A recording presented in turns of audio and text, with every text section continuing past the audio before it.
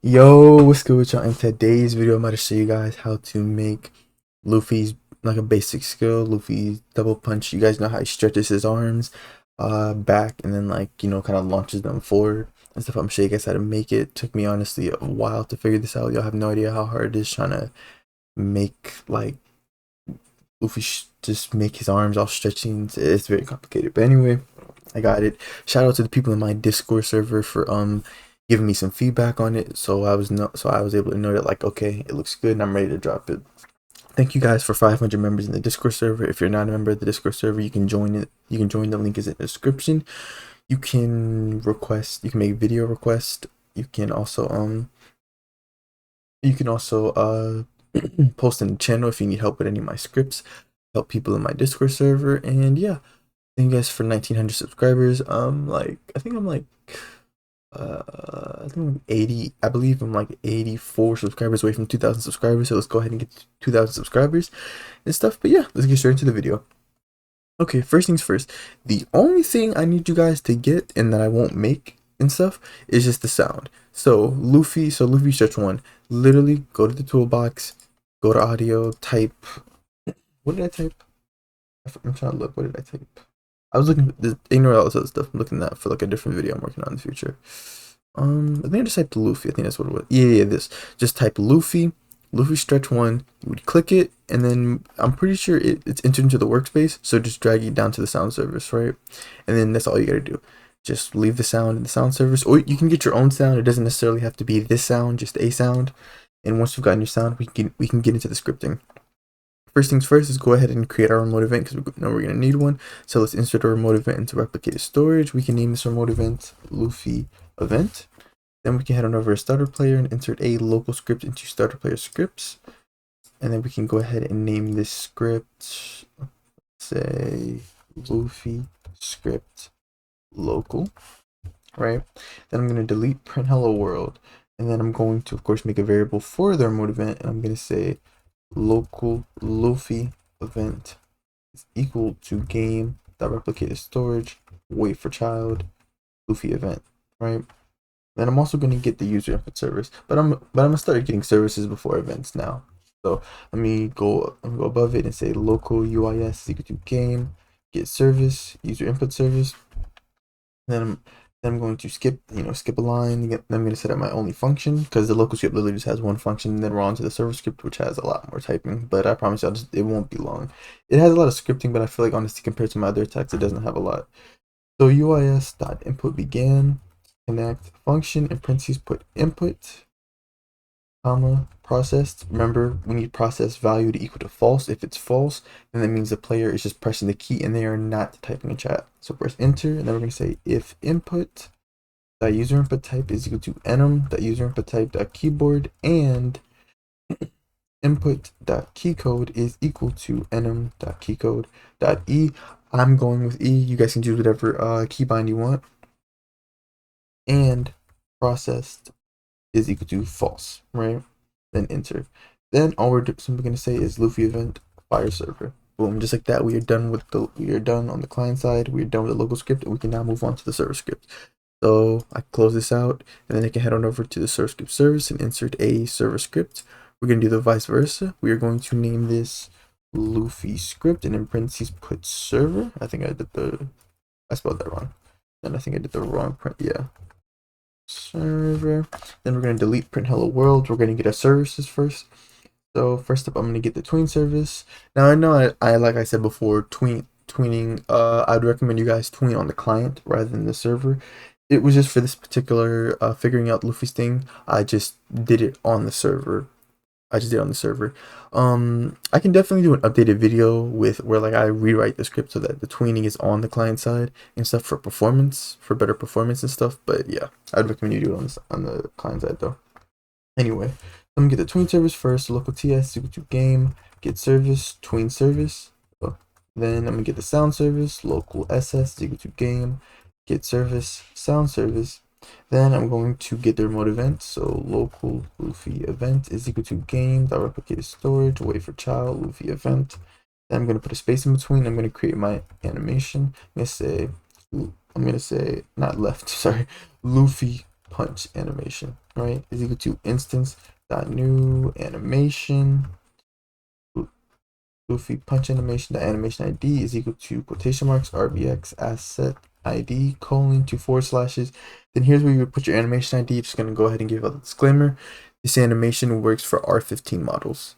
And wait, am I doing this for? Oh yeah. So just to let y'all know, right, the way I'm setting this up, this is different than my other attacks. I know with the other stuff I said, all you need to do is just change the animation. Like no, for the way I've made this, you could definitely figure this out for R6, but it would just be you would have to rewrite the script because I couldn't tell you off the top of my head. Like don't come in the comments asking me like how can I do this for R6 because I honestly wouldn't know off the top of my head. You would have to literally rewrite parts of the script because you know R15 has like 3 parts for the arms, for example. Like you have the upper arm, the lower arm, and the hand, while R6 just has left arm, right arm. So yeah, so I'd recommend using R15 and stuff because if you use R15, you can just do it exactly the same way I've done it, and plus, my opinion, is just easier to do R15 than R6 when it comes to this.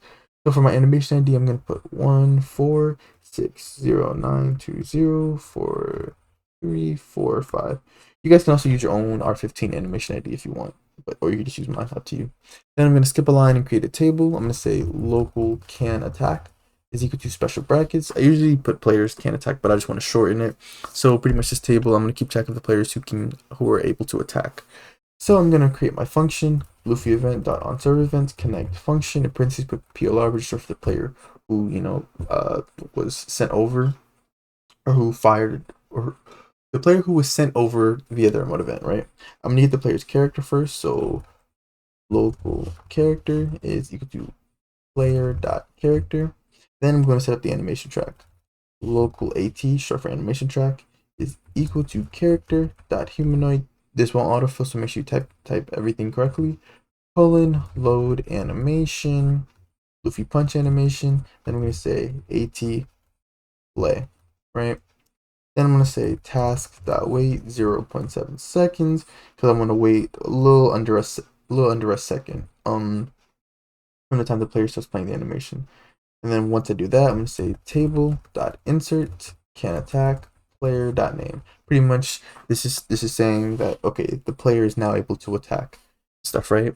And you guys can play with the wait times. There's about 3 different wait times. You guys can play around with the wait times, but just know if you change one wait time, you're more than likely you're gonna have to change another. You're gonna have to change a property or another wait time. So I'd recommend just setting it up exactly as I've done it, unless you know what you're doing. Then I'm gonna set all of the players' arms transparency to I'm gonna set both the players' arms transparency equal to 1, pretty much making them invisible. Because the way this works is, I'm pretty sure there's a way where you can have this work where it's the player's arms, but I tried doing that, and for me, like I tried using the mesh part and it didn't work. So I just decided to make a fake arm instead. But you'll understand more when I get into the attack. So for this, you could use a for I loop, like you could say for I v in pairs.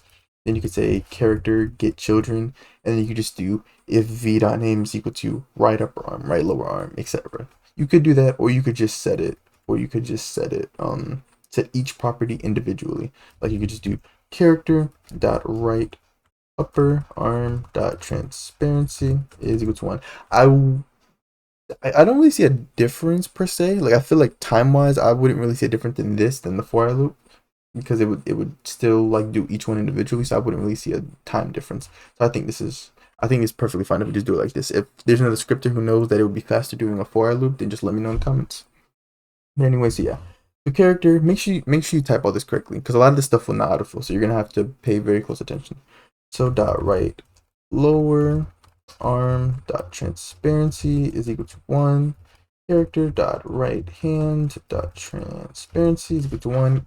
Greatness, we can copy and paste this. Control C after selecting it. Enter. Control V. Then simply just change the right to left. I'll change all the rights, the last 3 rights to left, and just like that. We are done. We are done setting the arms invisible. We've set all the players' arms invisible, so we are now able to create the fake arms. These are the arms that are actually going to stretch. So we're going to say local fake right arm is equal to instance.new part, and we're going to set up a whole bunch of properties. You could also have a fake arm, like you could create the part, Like you could just create the part in Studio and then just put it in server storage, then just clone it over. You could also do that too. That is an option if anyone was thinking about doing that. It's and then you're gonna parent it to the character, of course. Then you're gonna say we're gonna set a whole bunch of properties. So first, fake right arm dot anchored is equal to false. Well, actually, I don't think that would really matter because by default all parts are. Let me double check that. But I'm 100% sure by default all parts are not anchored. Actually, wait, no, never mind. I forgot. It is a setting. I'm pretty sure players can change that though. Be a setting. So I'm just set the anchored equals false just to be on the safe side. And fake right arm can't collide. Of course, we want to set this to false because by default that's enabled. We don't want we don't want the arms to be able to like move anything and stuff. We want it to be able to detect if it hits something, but not like if it not move though. And fake right arm dot material. I want it to look like an arm, so of course I'm gonna go with material is equal to. I don't. Yeah, I could do end material. So okay, end material. Then I'll go with plastic, right? Or wait, no, not plastic. It's the other one, smooth plastic. Sorry. Then fake right arm dot brick color is equal to character dot right lower arm dot brick color, right? So pretty much I want the colors to match the players arms. Then we're gonna name it, of course. Fake right arm dot name is equal to fake right arm. Then lastly, I'm gonna set the size. So fake right arm dot size is equal to character dot right upper arm dot size. Greatness, we can copy and paste. So we can select it, Control plus C, go right here, enter, put space in between, Control V. Now, please pay very close attention because I'm not gonna lie, when I was making this the first time, I did mess up here. Make sure you change all of these names. So first, fake left arm. Make sure you update all of this stuff and update this. But I'm gonna show you guys, so as long as you're paying attention, you'll be fine. So Control C, then just paste over all this, Control V, paste over all this, that as well. And then of course change this part right here to left lower arm, and then change this to left upper arm, right? Just to make sure everything is good. Fake left, like nothing should be right. All this should be left and all this should be right. And then yeah, just like that, you guys are good there. See that we have created the player's fake arms, and we can now move on to welding them. We need to weld the arms to the player's body and stuff so that the arms, are like attached, like they look just like how a player's arms would. So local right weld is equal to instance dot new weld, right? Then I'm gonna parent it later. So I'm gonna say right weld dot name is equal to right weld, of course. Then right weld dot part 0 is equal to character dot right upper arm. Then right weld dot part 1 is equal to fake right arm. Oh, sorry, wrong one. Fake right arm. Then I'm gonna set it C frame. So right weld dot CO or C0 is equal to C frame. That's the C frame if you didn't know. Equal to C frame dot new 0 comma -2 0.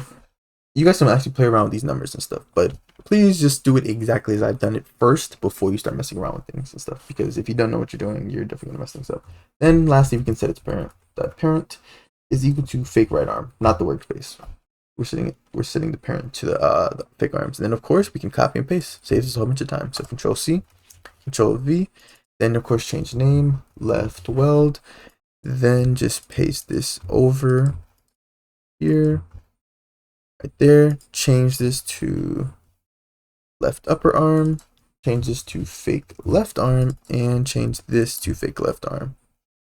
And then, yeah, just like that, we are good on the welds. Now we can move on to the tweening. We've created the fake arms and we've successfully welded them to the player's body. Now we just need to create the animated effect, like as if the player's arms are being stretched back, to give the lifelike effect of Luffy's gum fruit. So I'm gonna create the tween. So local right tween is equal to TS create. Like I said, I recommend you tween on the client side just for this particular video. I decided to go with the server side and stuff. I can definitely do an updated video and show you guys how to do it on the client side if y'all need that. Just let me know. As for the instance, of course, I'm going to put fake right arm. then put a comma, tween info dot new. You guys can mess around with these times, but just know if you mess around with the tween time, you have to mess around with the wait time. For me, I went with 1.5 seconds. Then of course enum.easing style. Now I went for something I've never used before, but it makes a lot of sense. Like this is like it's simple. Elastic, obviously, elastic like a rubber band, which pretty much is what Luffy's devil fruit power is, right? Then enum.easing direction is of course out. Then I'm going comma.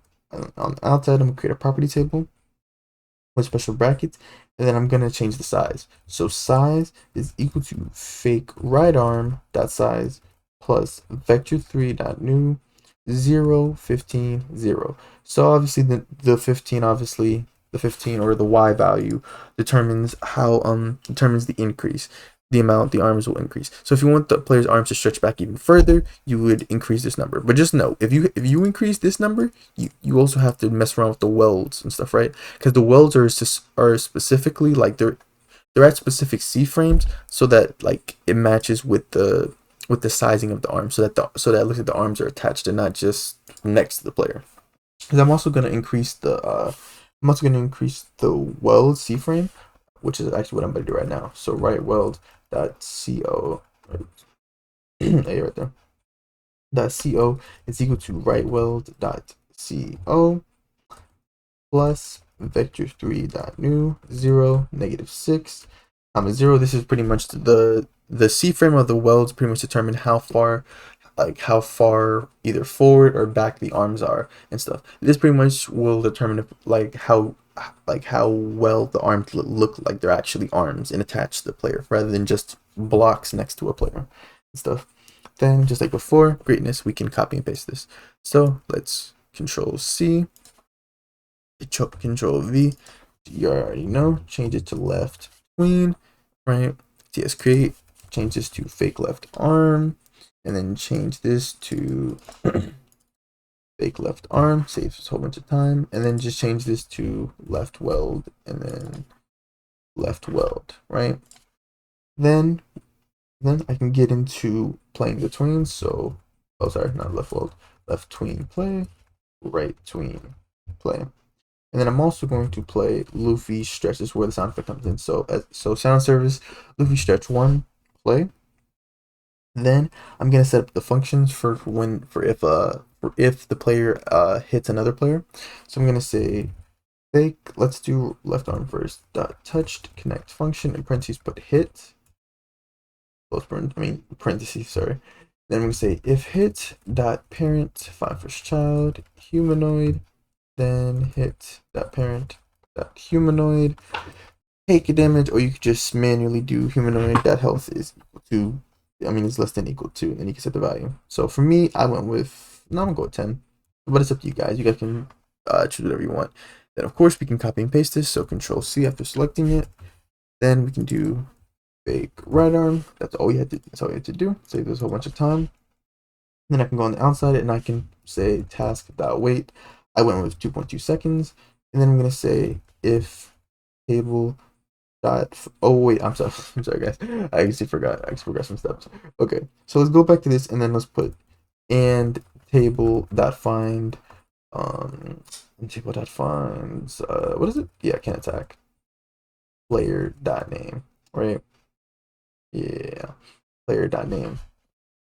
And if we find the player in the table, because that pretty much means they're able to attack, we're going to remove them. So can attack table.find, can attack player.name, right? And then you can just copy and paste this. So just Control C, Control V, then Control C and Control V. Sorry, I forgot to include that.